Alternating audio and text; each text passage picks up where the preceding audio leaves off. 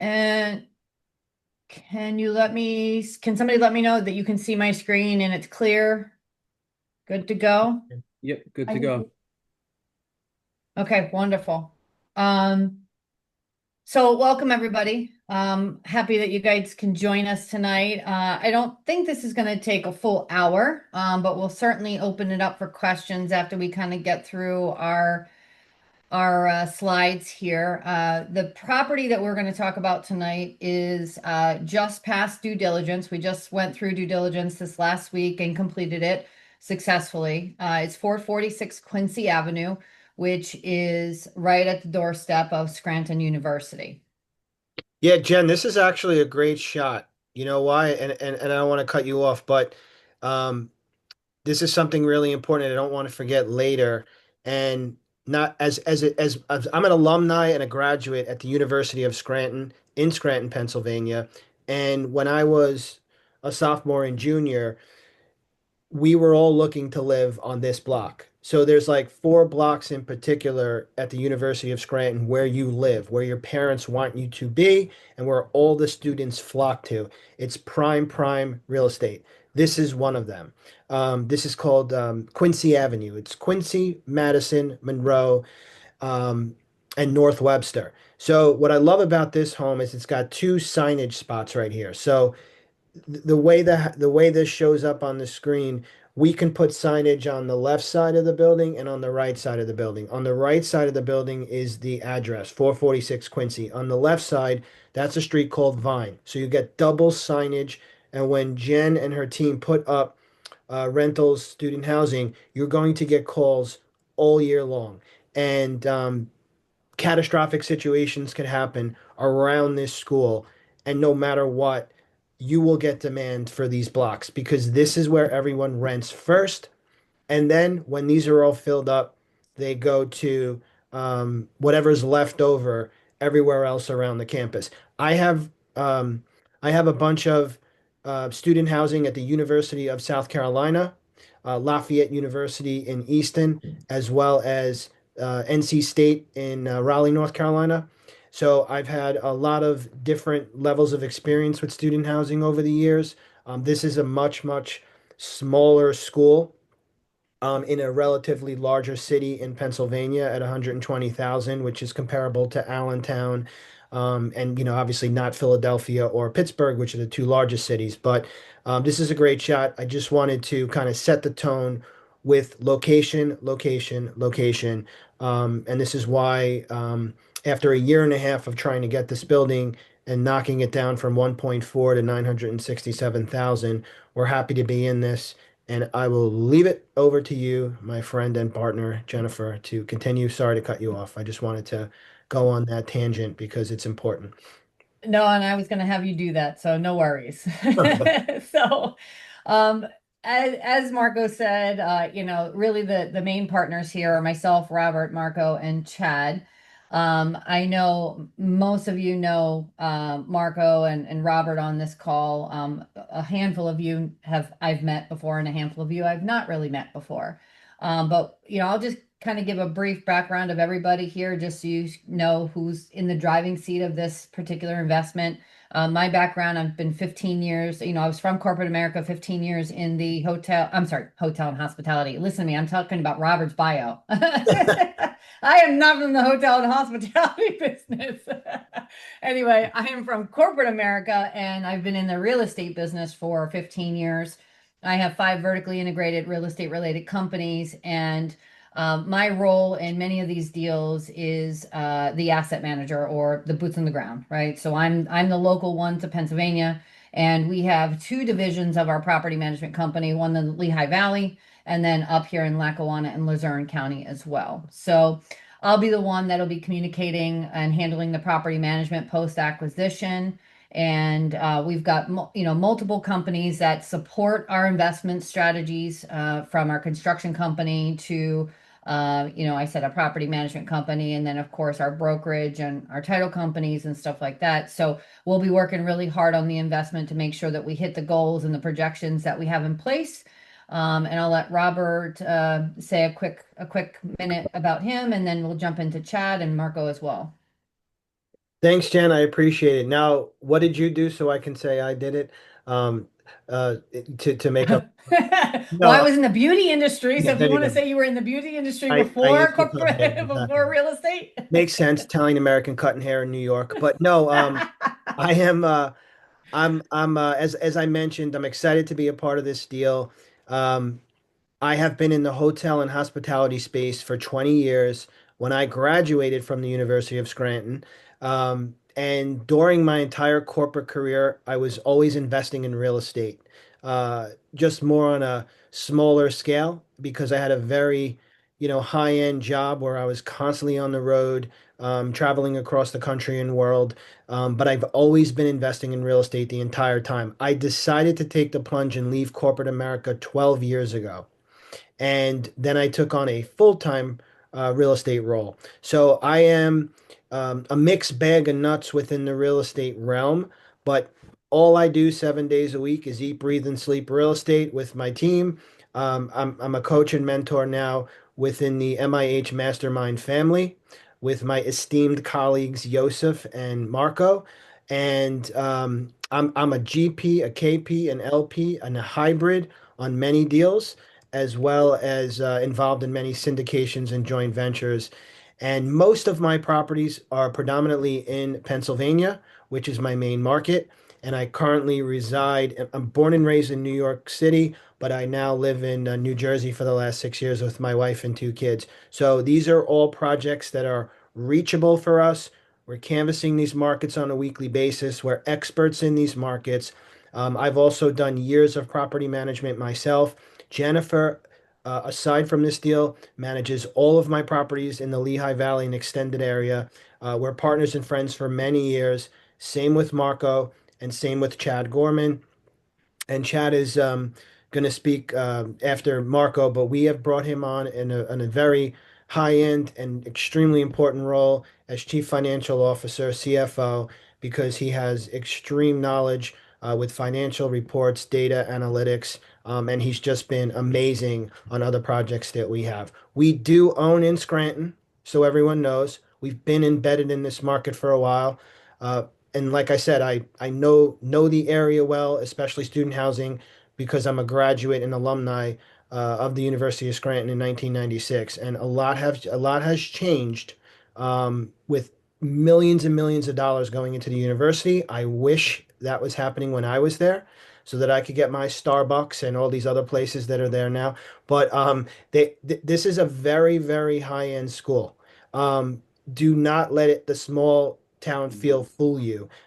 It's big into nursing. It's one of the top nursing schools in its class. Also very, very high end in accounting. And they have a medical and science division now. So it's a great school, and lots of New York, New Jersey, and Pennsylvania folks flock to this area. If you're not familiar with the University of Scranton, you may be familiar with all the other schools that are in its class. I graduated from an all boys Catholic high school in New York. We flocked to a lot of these schools like Fordham University, Villanova, Boston College, University of Scranton, Fairfield University, and the list goes on and on. So this is a great school, incredible location. We have it at a good price, and we're keeping it a very small JV deal. So I will pass it along to Marco if you want to speak again. If not, we can pass the Yeah, torch. I'll make it quick. I didn't know you had the things. I got to update my bio thing over there. So I was in the restaurant business, successful chef, executive chef. Did it for about 25 years, sold my restaurant. My dad taught me how to buy my first four family when I was 23 years old. I'm currently 51 years old. I don't even know how I did this, but I own about 52 multifamily deals in Kansas City, Kansas City, Missouri, and Tennessee, two amazing markets. And I'm in Pennsylvania because of Robert and Jennifer, because I love the market. Flew out there, and I only invest in markets that I love. I'm very picky. I currently have about 3,800 units, all self-managed. A management company with my brother and Jake in Tennessee. We built over 60 to 90 employees, and a management company, Chris Jackson, that we built in Kansas City, Missouri. And I love the fact of this team. The reason I wanted, first of all, me and Robert are very close. We would do deals no matter what. But Jennifer is on the team, and her management skills is one major reason. is I really believe in having somebody who can help self-manage and take care of the properties on the team. So most important, I left out three beautiful daughters. My 21-year-old and 18-year-old are in college. My 18-year-old worked with me today. She's trained on sending draws to my partners on 22 deals. So she sat with me and my cousin, and she's learning, and now she's actually going to train my 21-year-old because she's away. So they are starting now to learn everything that we're doing. So I hand it over to Chad. Take over, buddy. Hey everyone, I'll try to make this pretty quick because I know you want to hear about how awesome this deal is. But my bio there does a pretty good job. I have been in corporate America since I graduated college around 2000. Graduated with an engineering degree, and I dabbled a little bit into real estate, but I was really focused on the corporate world. That was until just this past year. I had been in the corporate environment for 12 years in the oil and gas industry, specifically within the oil and gas. I had a subsidiary division that serviced the oil field. I built that company from 63 employees, about $5 or $10 million a year, so almost 300 employees. It was the largest employer in Susquehanna County, and we were running about 60 to 80 million dollars, working specifically just for our parent company. So I decided to take a little breather from there. I'm a graduate from Tony Robbins University. I did Mastery University. I did Leadership University. I currently also serve as a senior leader in the Tony Robbins world. And I'm really looking forward to bringing the financial clarity that all of these projects I really feel can value and can create some value. So hopefully you'll be able to see on a monthly basis all of the financials, and we'll be able to really dive in to where if there's any issues or problems, we can quickly identify it and correct that. So that's what I specialized in the company that I previously worked for. And that's the value that I know I can bring to this team. So thank you guys. Thank you, partners. Appreciate it. So today we're going to go through the investment summary, the leasing opportunity in this particular market, market summary, demographics, financials, the rent growth outlook, and some cash flow numbers toward the end. So Scranton, Pennsylvania. Why Scranton? And it's really just, it's an up and coming market. As a few of you might have heard me say, one of the reasons we're tapping into this market is, and one of the reasons we're investing, and not only do we all own our own assets in this particular market, but we're buying more, is because the Scranton, Pennsylvania, and Luzerne and Lackawanna counties really have a great demographic push that is very familiar to us. So, many of us have invested in the Lehigh Valley. Some of the people that are on this call have investments in the Lehigh Valley.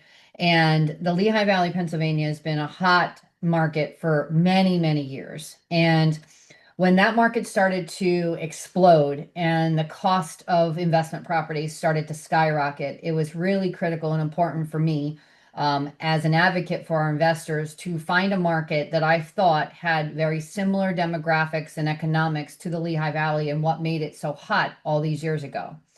And as I was doing my research and really, really focusing on the areas around us, I realized that this Lackawanna, Luzerne County, which is Scranton, Wilkes-Barre, Kingston market, which you've heard many of us talk about, this particular market has similarities that are almost eerie. They're so similar, right? So what we firmly believe is that this market is an emerging market. And before we said to any investors, hey, go invest your money here, both Robert and I and Chad invested our own money in our own deals. So we all tested this market long before we decided that we were going to make this a business venture and start really finding more properties in this area. And what we're learning and what we've seen for the time that we've all owned properties in this market is that it's doing exactly what we thought it would do.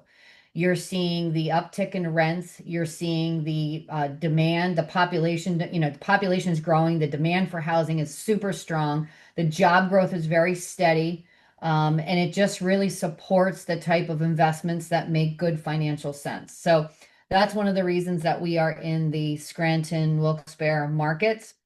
And again, very similar to the Lehigh Valley, growing GDP, growing population, all of the things that make rentals stable in this type of environment.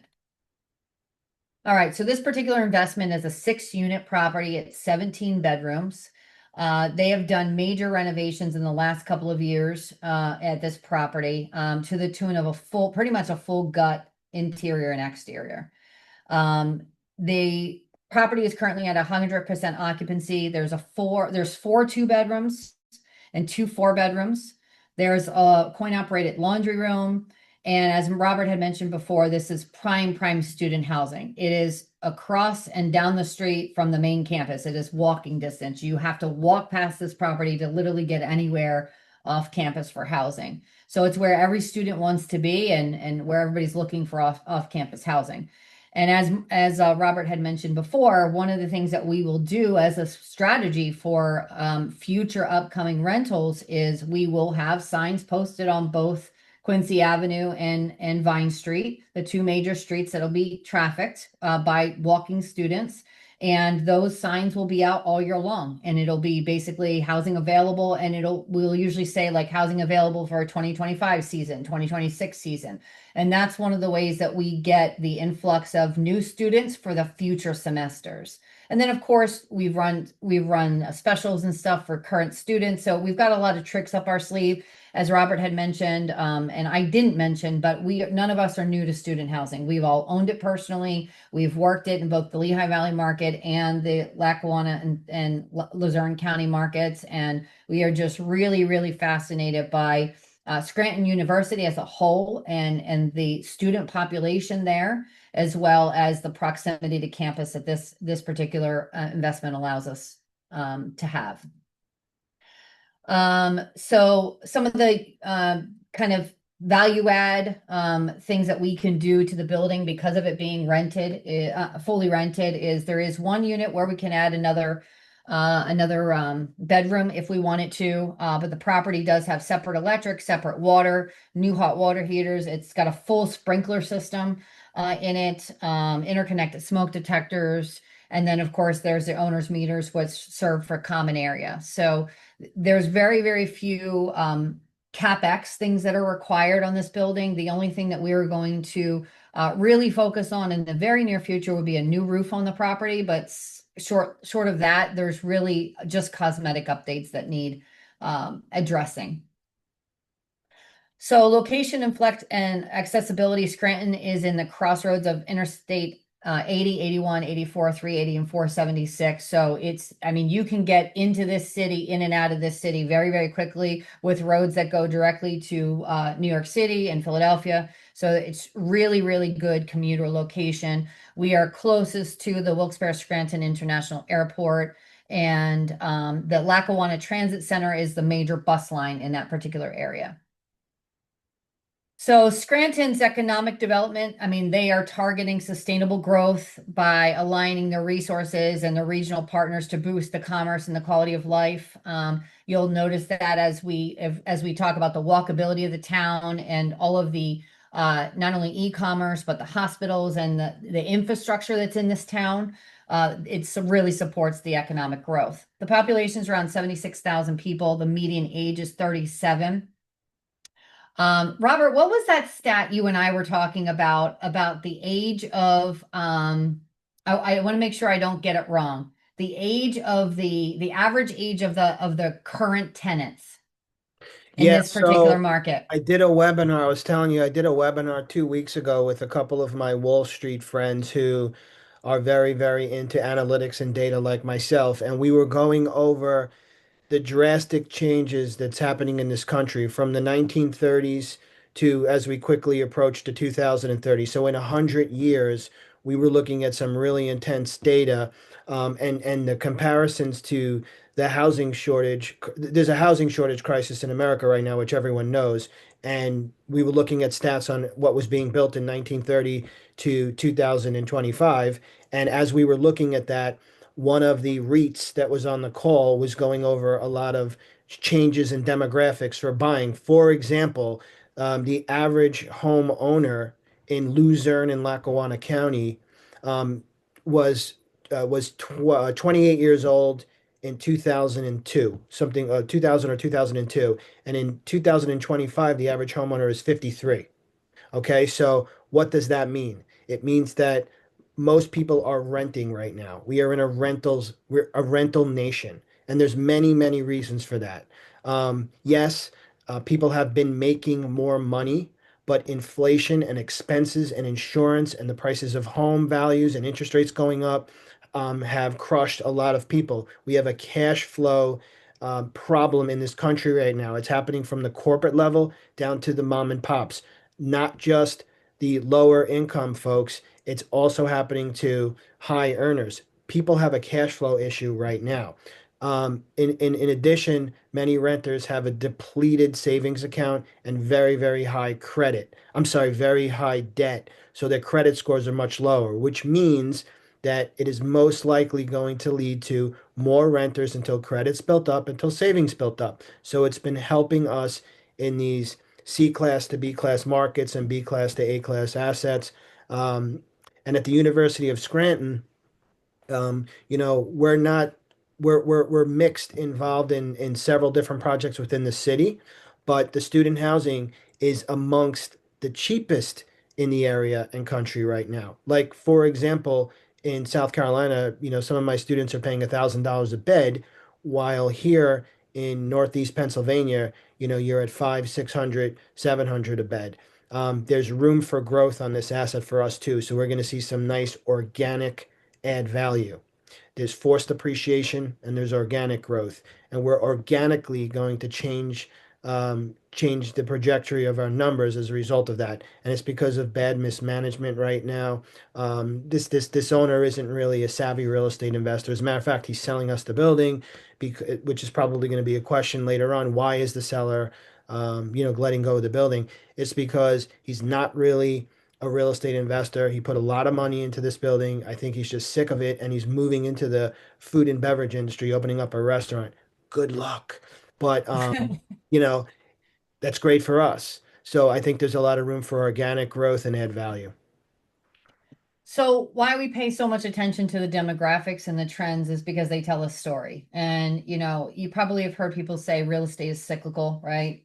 So are the rental markets, right? So if you watch the trends, you'll be able to predict the future. You will be able to know what's coming next. So we pay very close attention to the average age of renters, what the median household income is, what the property values are doing, if they're growing, what the combination of owner occupants to renters in a specific demographic are. And all of these things point to why not only is student housing a positive opportunity here, but we could really rent to anybody. So there's about 50% owner occupants, which means there's another 50% renters. So more than half the population of Scranton is our renter, right? Our renter population. And to Robert's point earlier, the average age of the tenant now is just growing year over year, which means that instead of people buying homes in their 20s like they used to, we may have them indefinitely as renters because so many people are choosing not to own homes because of the debt crisis and because of the skyrocketing costs and just flat out just the risk of owning homes, right? That you have to take care of. So really, really key statistics that we pay attention to that help us to see the stabilization or the stability of a particular market. So why is Scranton considered top class? It's consistent. It's been a consistent top 10 ranking for the last 31 years. 31 years. That's a pretty decent stat, right? Not the last three, the last 31, 3 decades, it's been in the top 10. Its excellence for undergraduate teaching and personalized academic attention is why it's ranked so high. They focus on analytics, finance, accounting, nursing. Those are some of their main draws to campus. Outstanding graduate outcomes and values in terms of ROI and affordability. The Jesuit values of service, ethics, and leadership are embedded in the curriculum wide, and significant campus investments in modern facilities supporting the learning in the community. So if you've ever had a chance to walk Scranton, the university, walk anywhere within blocks of it, the amount of money that's been dumped into this particular area to support this community and the education and the learning in this area is just absolutely outstanding. Many universities are hoping to catch up to it, but this stands out like nothing you've ever seen. Key statistics and data. So their fall 2024 enrollment was roughly 4,200 students, including 3,500 undergraduates, 1170 graduate adults and part-time learners. So there's about 44 males, 56 females, which in any kind of student housing, we love the fact that it's female dominated. I'd much rather have the females in my apartments making it smell pretty and nice than the guys. No offense to all you guys out there, but we all know that females keep the places nicer. There is an out-of-state population here. We get a lot of New Jersey and New York because of what I was mentioning before, the proximity to all the major interstates and routes that allow the transportation in and out of the city to be very easy. There are 304 faculty members, and about 200 of them are tenured. Again, speaking to the consistency and the stability of this particular university. And there's 65 bachelor's degrees, 29 master's, and 4 doctoral programs available across the 3 colleges in this particular area. So Jen, one thing that you pointed out, I went to Fairfield University in Connecticut, which was awesome. I loved Fairfield. It's beautiful. My senior year, I lived down at the beach, and there's like 30 or 40 student houses. All the beautiful houses along the water, they were rented to the girls. And my house, it was a great house too, but my house, we had to rent it a year before, and there was 7 groups of guys that wanted to rent it, and we were interviewed by the lady, and we only got it because of people living there referred us. So that's like some type of demand that these student houses, if it's in the right area on the right street, that's the type of demand you want, you know. Yeah, and I'm not going to read through all the rankings and the national recognition because you can see it on the screen and it's pretty obvious. But again, to be ranking as high as number 26 in the nation, number 41 in the nation, that just speaks to the volume of the backing that the university has, the teaching program, just the structure, the infrastructure that they have here. Really, really stable. Some additional recognitions. It's been, Princeton Review, the best 390 colleges in America, best science lab, most engaged community, best run colleges. I mean, again, this just speaks to even just the community around it. So, if you're, think about our students, right? Our tenants are ideally people that are being funded by their parents, right? So we have to think about who is actually really footing the bills, right? It's not the students going to college, it's the parents going there. And we want to make sure that the college is going to support long-term rentability to our rentals, right? So when we're thinking about investing in this type of asset class, one of the really key factors is the structure behind what drives students here. You want to see enrollment going up. You want to see that they are ranked. You want to see that, because everybody wants their kids to go to the best college. So again, we want to make sure that if we're targeting this particular asset class, that we are backed by a university or a college that is going to keep up with us, right? It's going to be there to support us, to have students, to house students, and to increase their enrollment year over year so that we can make sure that we have students year over year. So that's one of the reasons why the team has spent a lot of time bringing you all the data of what we know about this particular market and why we love it and why we're targeting it, but why specifically are we investing in this asset class?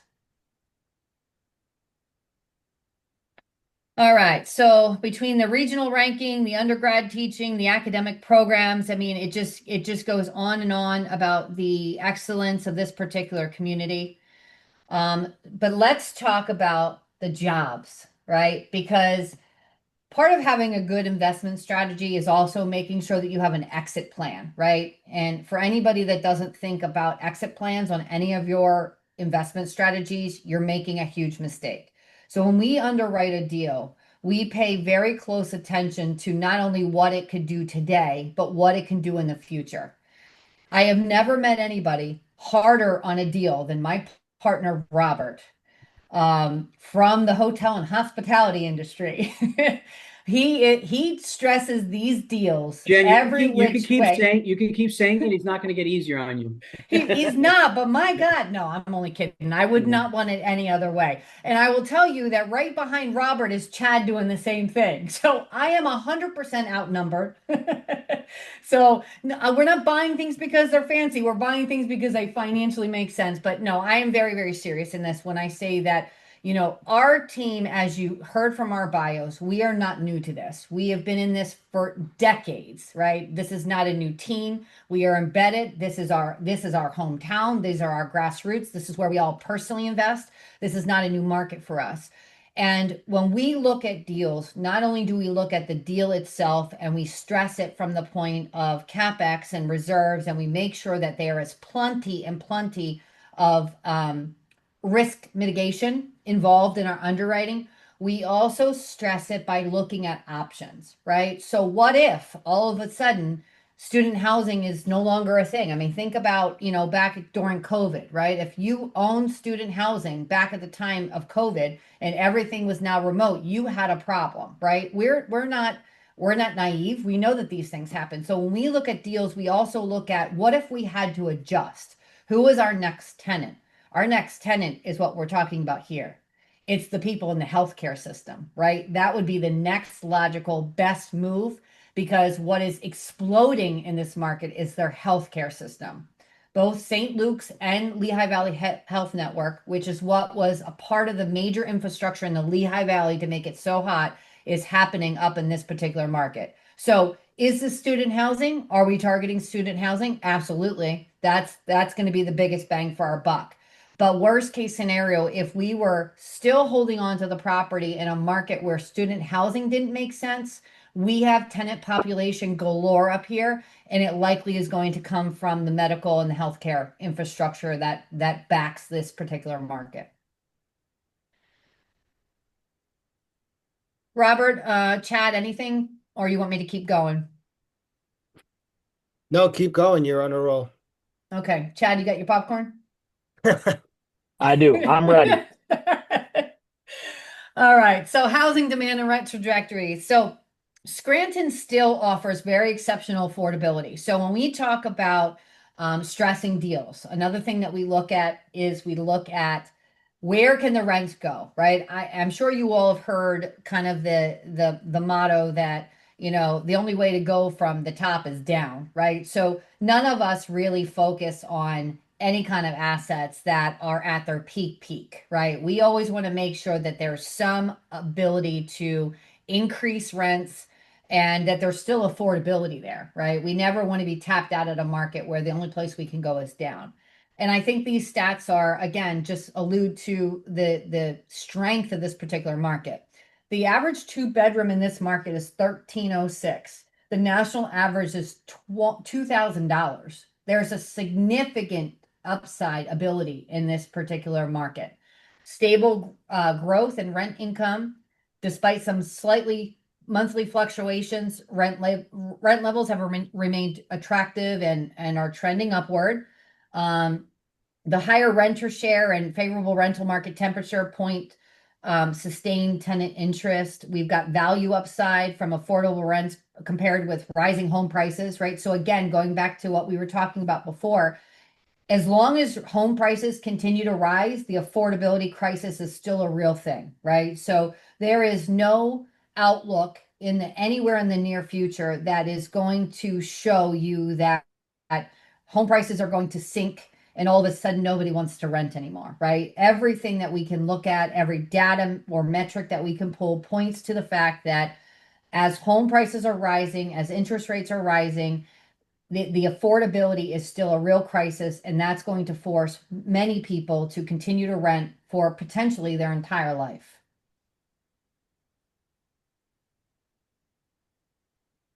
Population we talked about was over 76,000, but you also see a lot of diversity happening in this market. We've got, an Asian population, Black African American, and other non-Caucasian communities have grown significantly, some of them doubling in the past decade in this particular area. So again, that diversity really does help that population change. And it's also supporting the household incomes and the growth of this particular market.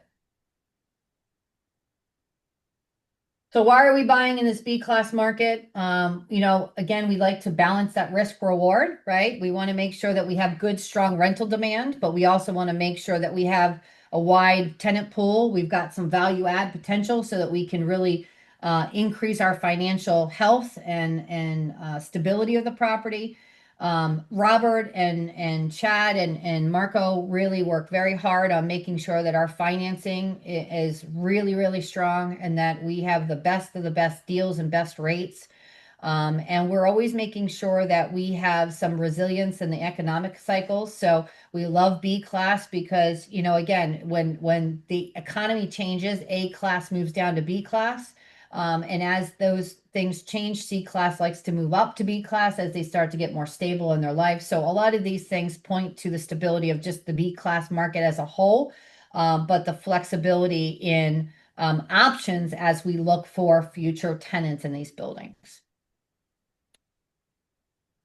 All right, so let's talk about our rent roll. As we mentioned, there are 6 units in the building, and the rents are ranging anywhere from $8.95, which is the smallest smallest unit, up to $31.50. And you can see the security deposits here. Now, somebody had asked, I don't even remember who we were talking to, if it was just somebody we were having a conversation with, but somebody was asking Robert or I about kind of our expectation for security deposits in the future.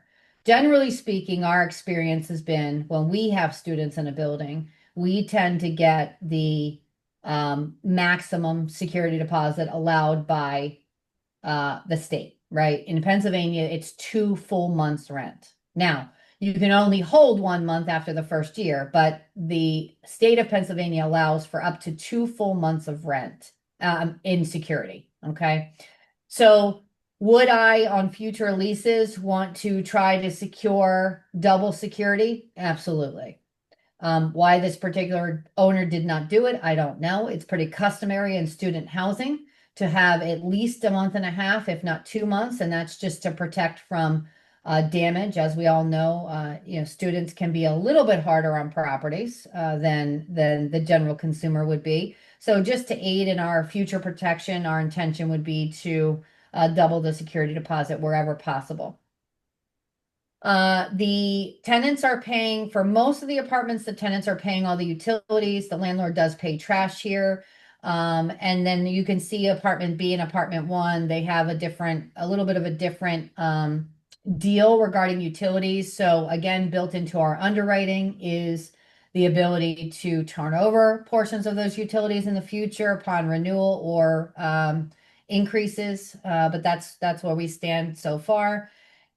And below you can see the below graph is showing you where the current rents are and then what we are budgeting for as a target rent, target average rent. Okay, so you can see that again, our underwriting is very conservative. Do we think we can beat this? Yes, but we're not putting that in our underwriting. We're putting in our underwriting what we are certain we can do. And we always hope to overshoot it.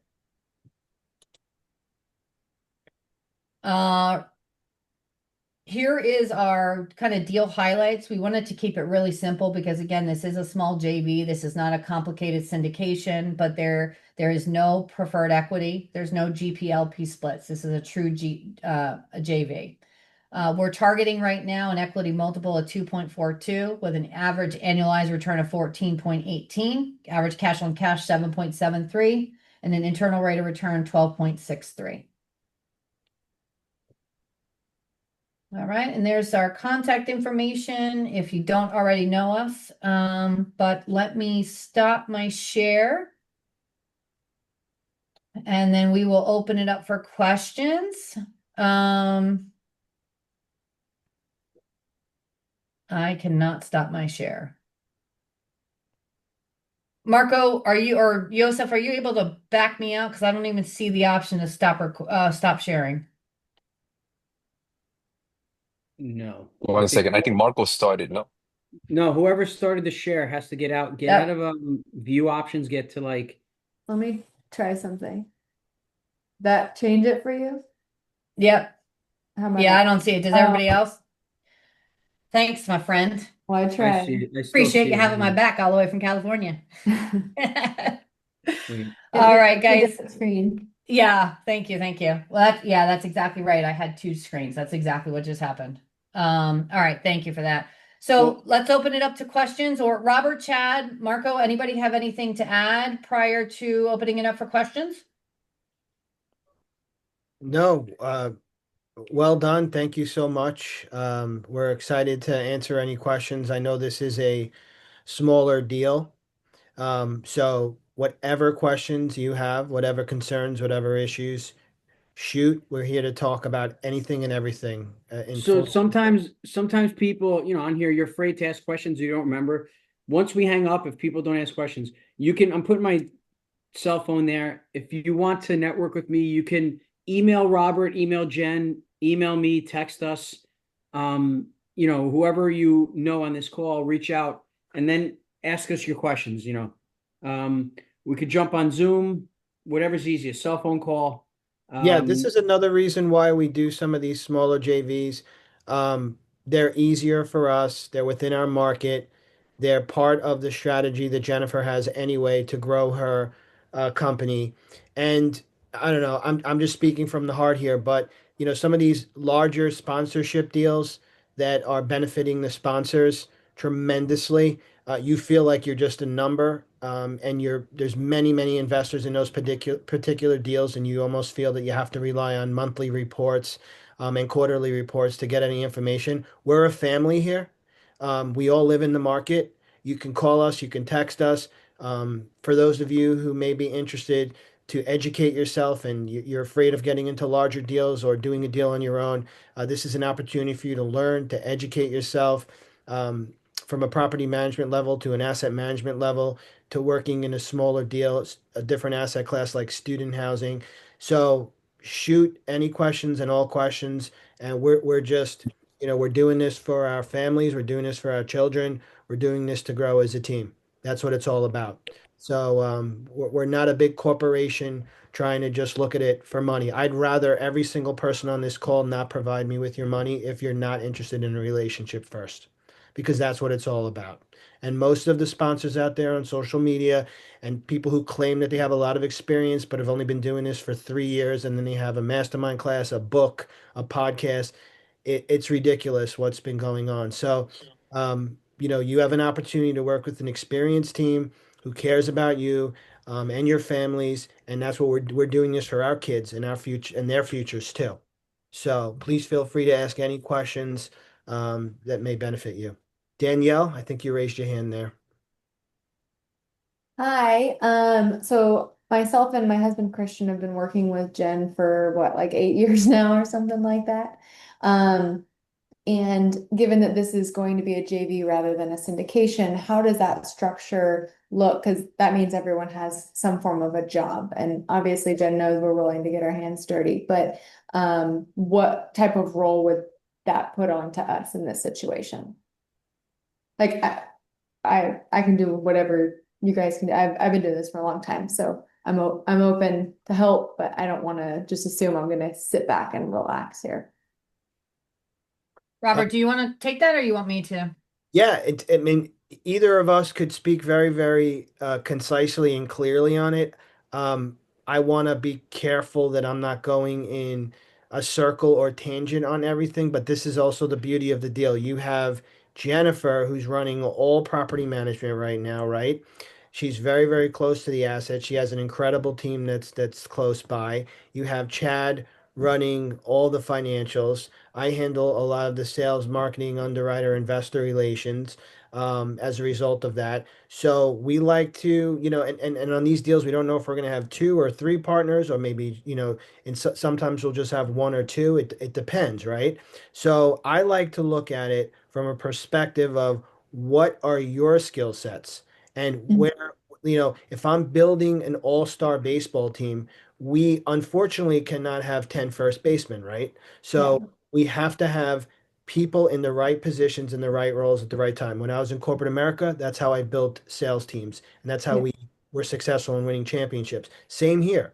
So if your skill set is property management or asset management or financials or accounting or whatever the case may be, we're obviously willing to listen to that and to learn. But at the same time, we're also giving investors an opportunity to remain relatively passive, Mhm. even though it's a JV per se, and where everyone technically has to have an active role.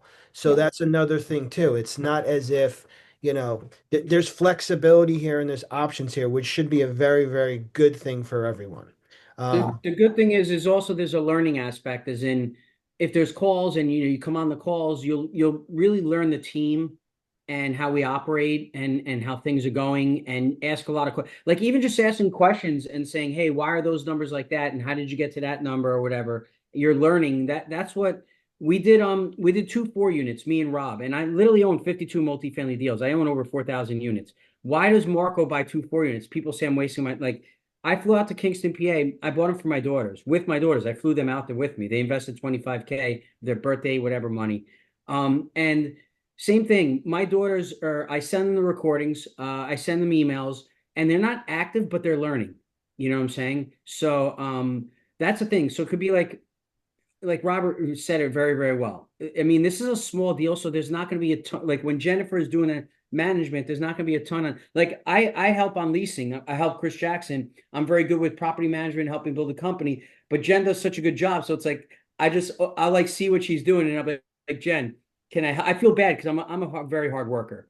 So I'm like Jen, if you need any, I always text her. If you need anything, please text me. Please text me. She's such a hard worker that she won't text me. She doesn't need anything. But on the last deal, 17 unit, I put up the Facebook ads. Are we going to use them? I don't know. I don't think so because she's going to lease it up, and once it's leased up, I don't need to access them. I put them up there just in case if there's an issue. Yeah, so and to kind of add to that. So like Daniel, I mean obviously knowing you guys very well, right? I know where your strengths are already because we talk about these things all the time. So like Danielle, I could see you being involved when we have our monthly calls and where we're talking about strategy or the next leasing cycle or what we're targeting for rents and I can see you just being involved in the like almost like a consulting, right? Just being involved in those conversations and what's going on. Christian's always the one looking at the numbers. So you know, everything that we do is full disclosure, right? So you can be involved or as uninvolved as you choose to be and for whatever period of time, but we will have monthly communication, if not more often that we will have calls where we just talk about what's going on with the property. If we're planning any kind of major capex, we'll have discussions about that. So I could see you guys jumping in there, but also it's an opportunity to if you really want to do these sorts of things and be partnered in these larger groups and take down these larger deals. Now, this is a smaller one, but we take down larger deals too, right? Yeah. You kind of see how the team's working and how we kind of feed off of each other. I mean, I literally talk to Chad and Robert every single day, including the What about weekends. me? Well, I talk to you when you call me. But Yeah. yeah, no, I mean, we like literally are. That's why I'm telling you what Robert's bio is. I talk to him so much, I forget who I am. I just thought of something too, Jen. Guys, so for somebody who's not been in a deal with the team, with Robert and Jen, and say you get into this deal and you're not very active, whatever, but you get into it and you start to learn, like get really close to Jen and Robert, and like say, Danielle, you're close to Jen. But if you get close to Robert, Robert's great from the corporate world. When he looks at somebody, he can really spot how he can use you. Like, and for like, say we do another deal, like a 20 unit. Rob like, oh my God, Danielle, you want, and you're like, Rob, I want to come in that 20 unit. And he's like, great, I know what I can have you help us with now.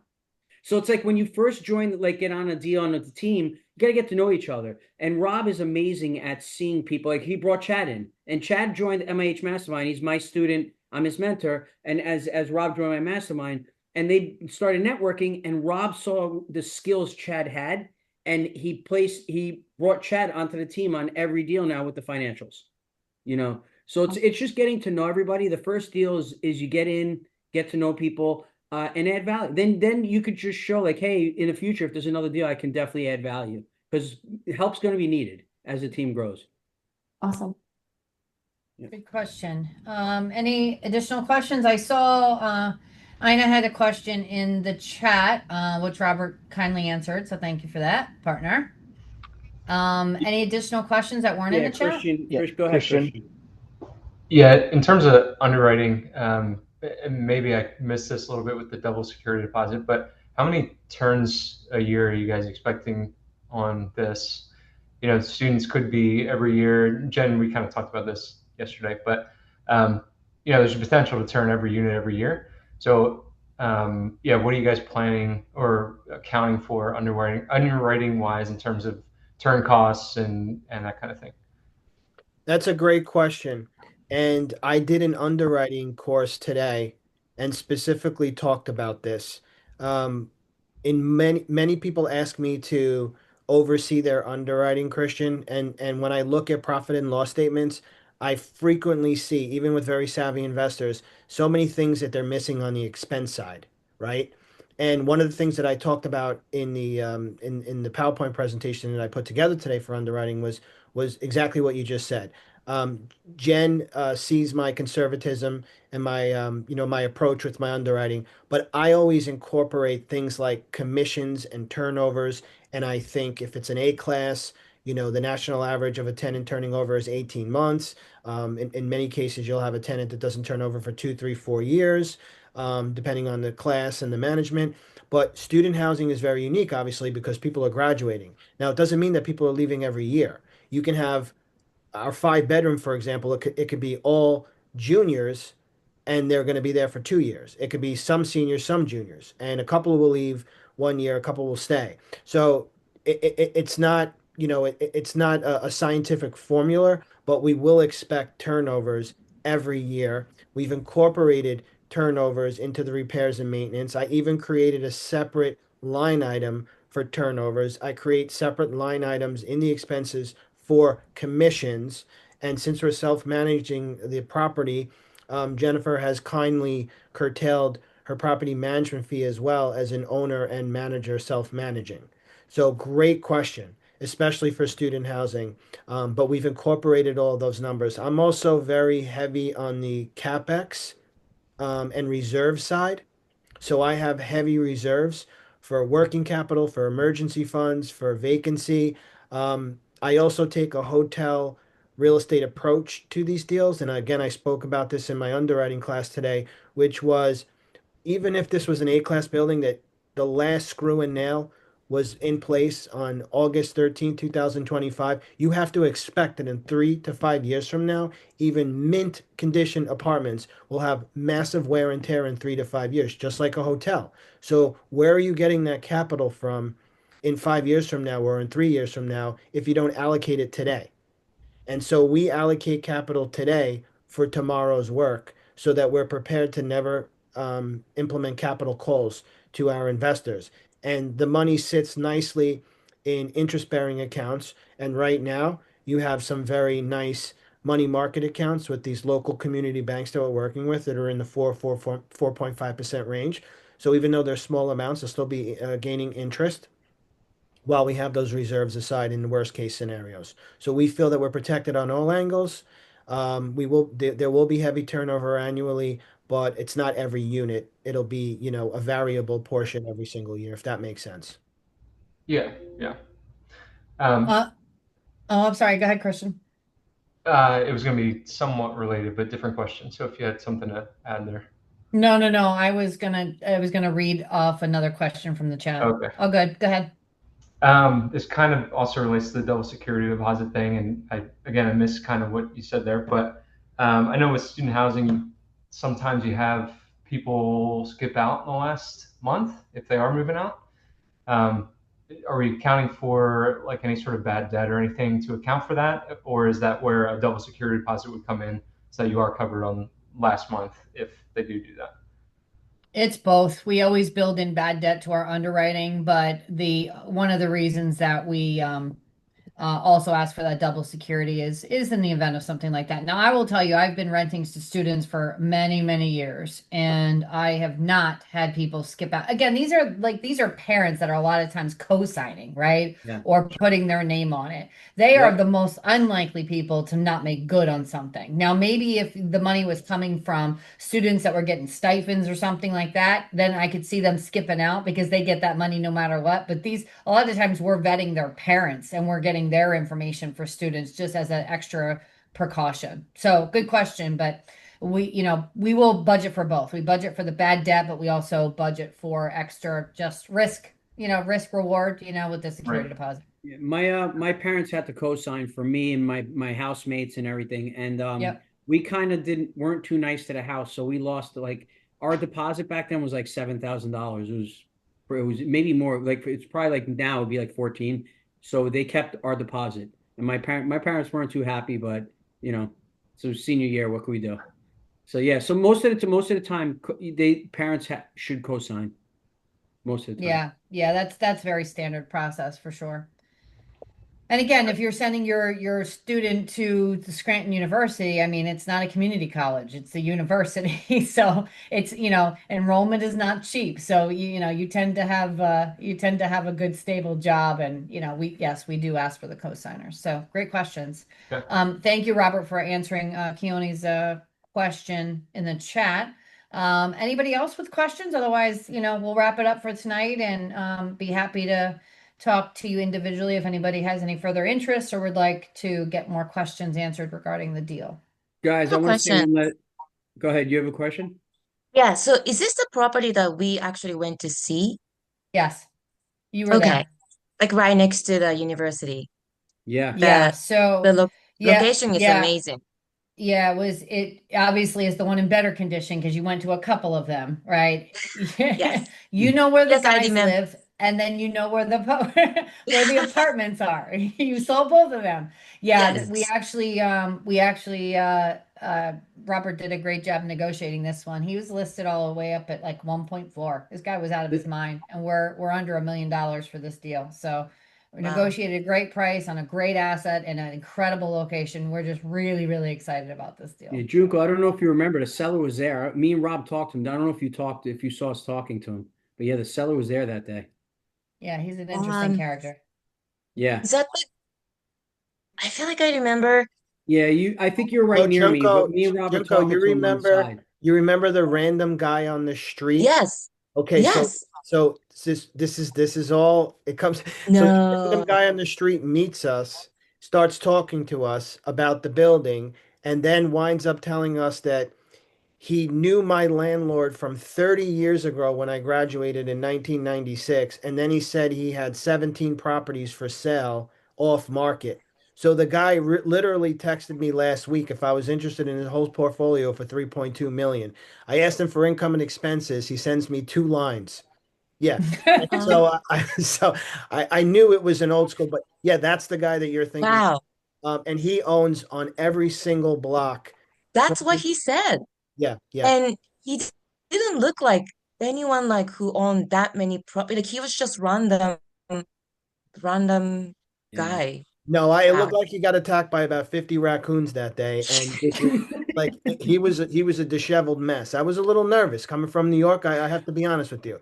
I started to get my street smart sense on, but no, that was pretty. So you never could judge a book by its cover, right?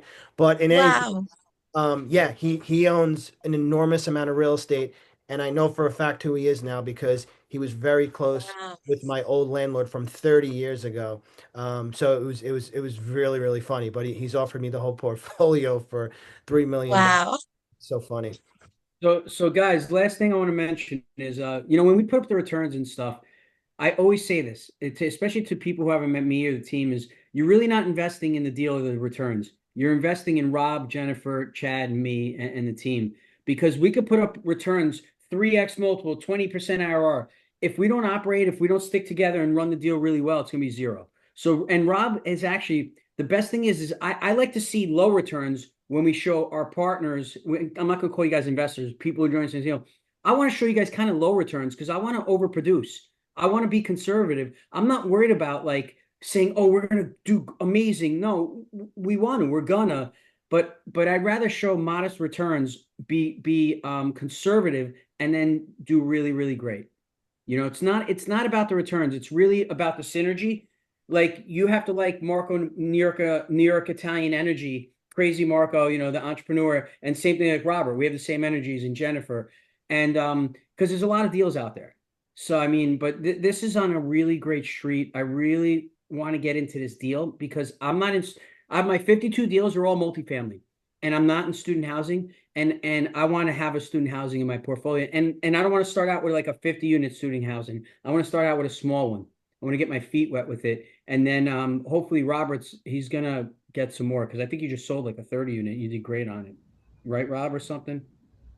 Yes, in at the University of South Carolina, we sold a 24 unit. That's it, 24 unit. So, Yeah. yeah, and Chad and I have some other properties across from campus there. But yeah, we're excited about this one. I think most importantly for me, and I'll leave it on this note, is my concern in Pennsylvania is I and a lot of the properties that I own myself over the years, and Jennifer's managing, we've taken a lot of risks on the older vintage properties that have tremendous add value, and there's a lot of risk to absorb. I'm looking at them differently. I'm like, I'm going to give these to my two kids, one day in the future. I'm looking at them slightly different.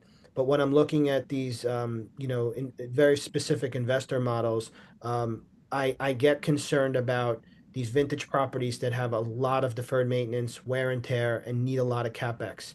Um, this is not the case. He bought the property in very distressed condition, in certain areas, and put an enormous amount of capital into them. So the only thing that we have to tackle right now, right off the bat, is the roof, and we allocated money for the roof, and we negotiated it down from 1.4 to 967,000, and we stressed the returns, and it looked good. So we're comfortable going forward, and we still feel that there's so much room for rent. If you're even looking at those rents, there's 4 units right now that are renting for 1,100, and they're 2 bedrooms. I mean, we can rent them out to residential nurses or pharmaceutical executives or young professionals or grad students for even a higher rent as an exit strategy. I think that's something that all of you should be cognizant of. In many markets, the delta between student housing and residential is big. So your exit strategy fails if something catastrophic happens with student housing and you're trying to rent it out. At the University of South Carolina, my rents are very similar to what the residential rents are. But there's 43,000 students there, and I was in prime location. So it's like very rare that's going to happen. Same thing here. This block is so prime that you're going to get a constant demand. But in the worst case scenario that the university has issues or something of that nature, we go right to residential. So you have an instant backup plan, and the rents are there. The delta is not big, it's there, except for the 5 bedroom, which we probably could get maybe even a higher rent because we could do co-living or traveling Yeah, nurses. Rob, this is going to be 100% occupied for 20, 30 years, student, I believe so. Yeah. And I'm an alumni of the school, so that's my true belief. Because that's where everyone lives, and the university is buying up so much real estate, block after block after. It's just insane. We have another 54 bedrooms a few blocks away. Jennifer's managing right now. Chad's an owner on that too. And we also have a 17 unit 3 blocks away across the street from Geisinger Medical School. And we can't keep up with the demand. It's off the chains.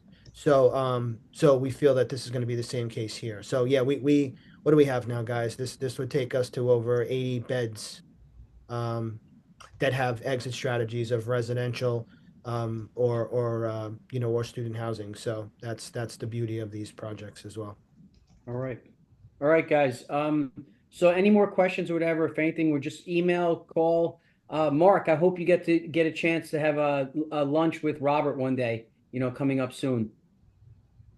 Yeah, he's You're on on mute mute. right now, but Yeah. Mark, Yeah, we're gonna square it away. We're gonna get together, Robert. yeah, looking forward to getting together Long Beach Island next week. That would be great. We'll do a nice lunch.